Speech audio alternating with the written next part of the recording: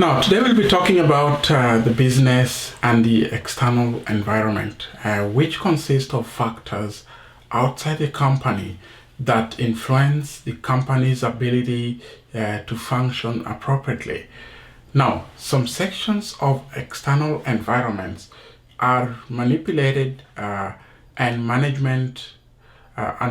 by a company's marketing departments, but others needs the organizations to adjust in order to monitor this. Therefore, it's important to monitor the core components of a company's external environment. Now, and to keep a close watch of the same. Now, if a company cannot judge its external environment, it may fail to meet its market demand. Now, there are 5 components of organizational environment, and this include customers. It includes the government agencies, the economy, competition, and the public opinion. Now, the customers can be influenced through market and strategic release of corporate information. So we have like the press release.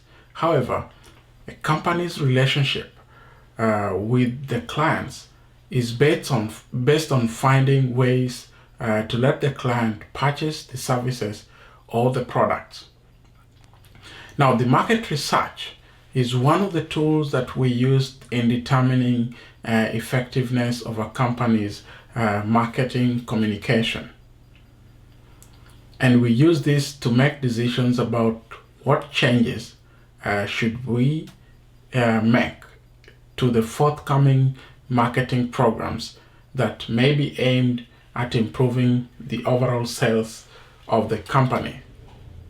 The government regulations, especially related to product development, packaging, and shipping, plays a very important role in the cost of doing business, and therefore influencing the ability to expand into new and emerging markets. The government may enact new regulations on how a company must package products or how a company must ship its product, which can increase the unit cost, affecting the overall profit margins of the company. International legal rules may create processes that a company must follow to get its product marketed effectively in the foreign markets. Now, on the other hand, the company must be efficient at monitoring the economy and also reacting to the economy, rather than trying to shape or to manipulate it according to its needs. Now, the economic factors affect how businesses are marketed and the amount of money spent on the business's growth. The amount of money you spend on the growth and the nature of the target markets. So, a company competition mainly affects how a company does business. How we address the target market, for example, is a strategy in finding markets with less competition. Or a company may decide to compete directly to some target market. Now, the success and failure of competitors affects the marketing planning as well.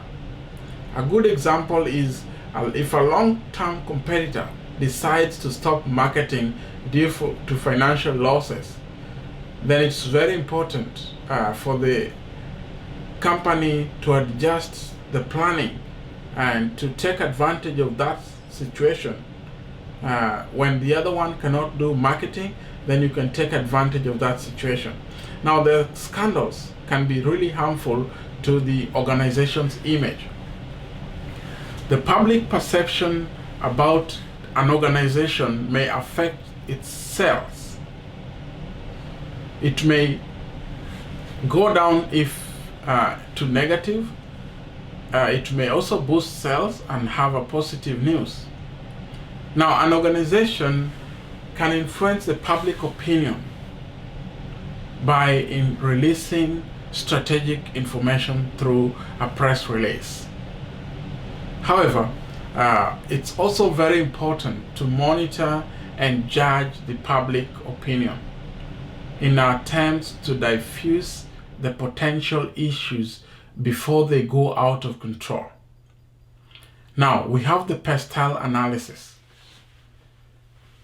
Pestel analysis includes political, economic, social, technological, environmental, and legal analysis. It is the external environment analysis that we conduct in a strategic analysis or carry out a market research. Now, it offers a certain overview of the macro environmental factors that a company has to consider.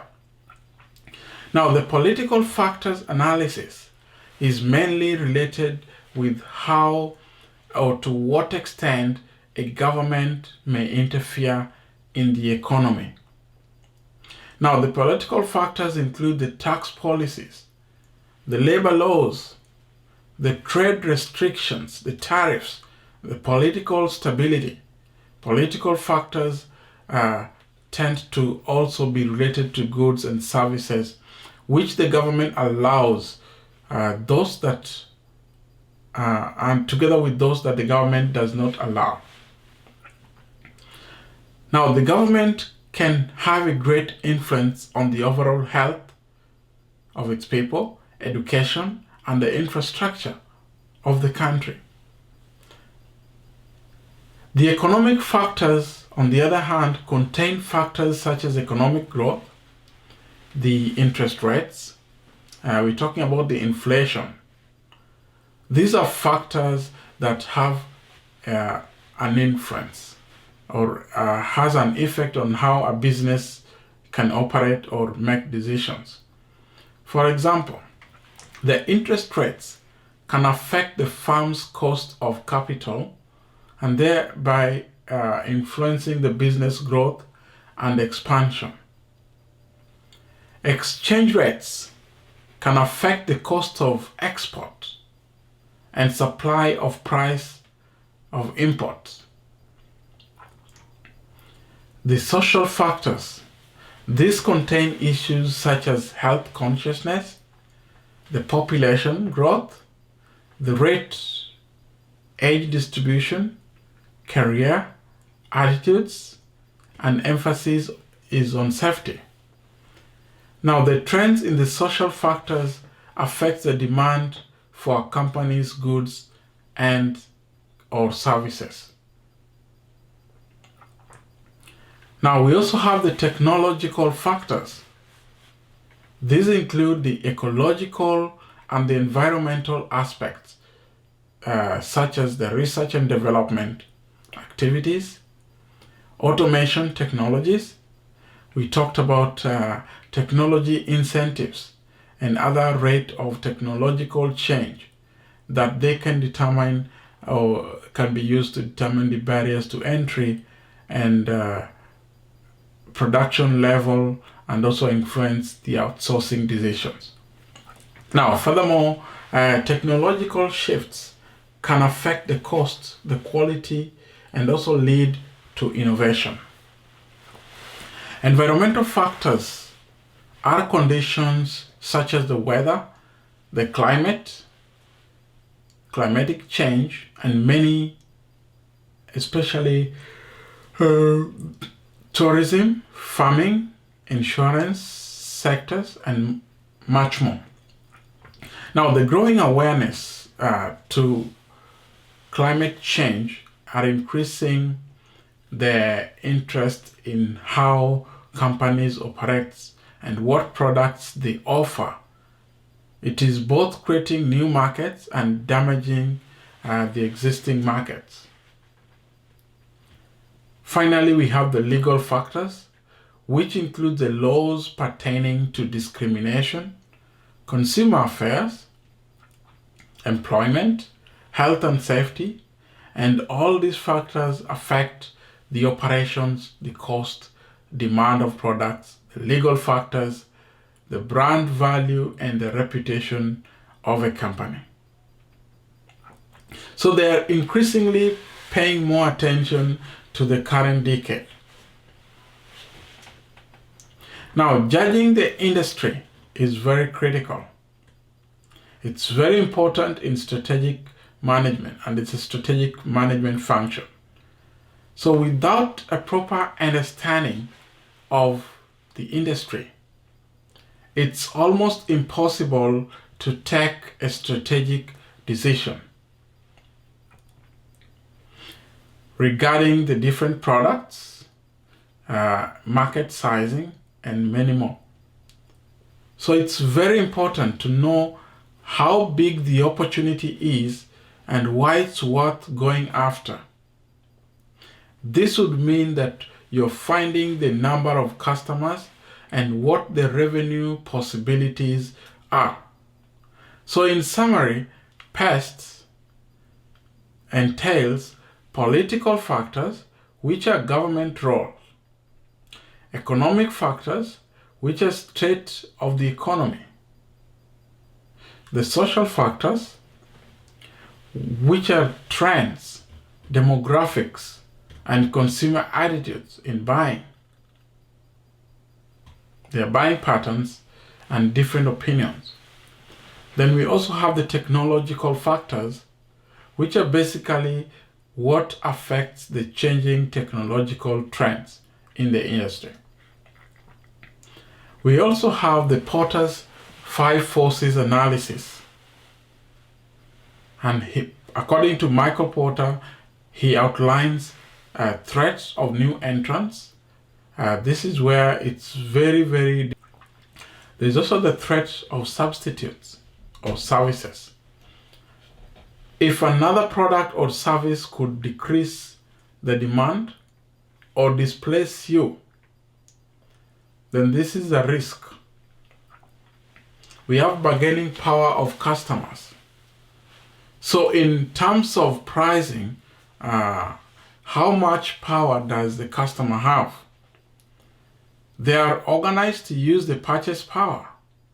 Now, the bargaining power of suppliers is a little bit different or difficult, or it's near impossible for you to switch. Now, competitive rivalry of the market. We are factoring in some first 4 forces that can arrive at a good understanding of the playing field.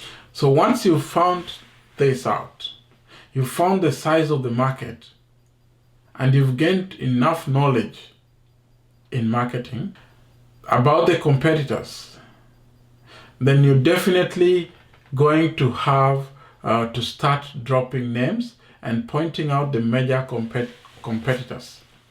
Now, a SWOT analysis will be very important, which outline the strengths of the company, or rather, what do competitors have, what technology, what brand, what people, and then the lean value. We also have weaknesses, which is the lack of experienced management, unreliable kind of customer service with poor customer retention.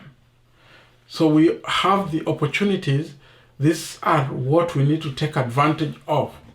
They are the environmental trends or changes that may benefit. Finally, we talk about threats, and these are kind of threats that keeps our companies worried. The outcome of a generic competitive cost leadership is having the capacity to scale the operations in order to offer lower prices. What about differentiation?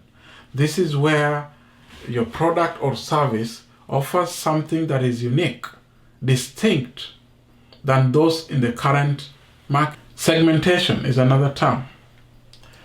is about the focus on every specific niche or target, where the market and focus on the building transaction with a smaller market lesson today.